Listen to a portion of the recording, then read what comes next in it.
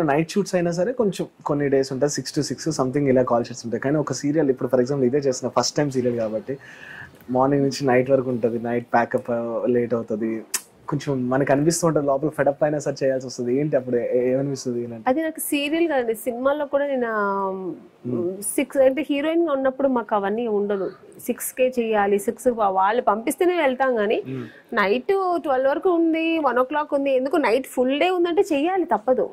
నేను చెయ్యలేను నేను చెప్పలేను. నేను ఎంతవరకు ఎప్పుడు చెప్పింది లేదు. నాకు మిగతా వాళ్ళ గురించి తెలియదు. నేనైతే ఎప్పుడు చెప్పను, అమ్మో నేను చేయలేను, 6 దాకా ఉంటాను, అమ్మో నైట్ నేను వర్క్ చేయలేను. నాకు నైట్ షూటింగ్ అంటే ఇంకా పిచ్చి, ఎక్కువ ఇష్టం నాకు. నైట్ షూట్ అంటే చాలా జాలీగా ఎంజాయ్ చేస్తూ చేస్తాను నేను. నైట్ పర్సన్ మీరు? అవును, నాకు చాలా ఇష్టం నైట్ షూటింగ్ అంటే.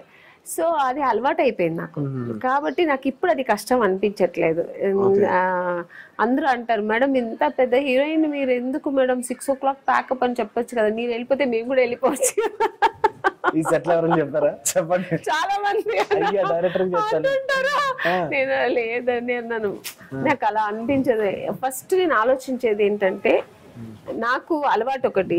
సెకండ్ ఏంటంటే, ఒక ప్రొడ్యూసర్ గురించి ఆలోచిస్తాను ఎప్పుడు. ఆయన వాళ్ళు డబ్బులు వేసి మాకంతా వర్క్, ఎంతైనా మేము వర్కర్స్, మాకు వర్క్ ఇచ్చి ఇలా చేస్తున్నప్పుడు నేను ఇంతే చేస్తా అంతే చేస్తాను అని నేను చెప్పను.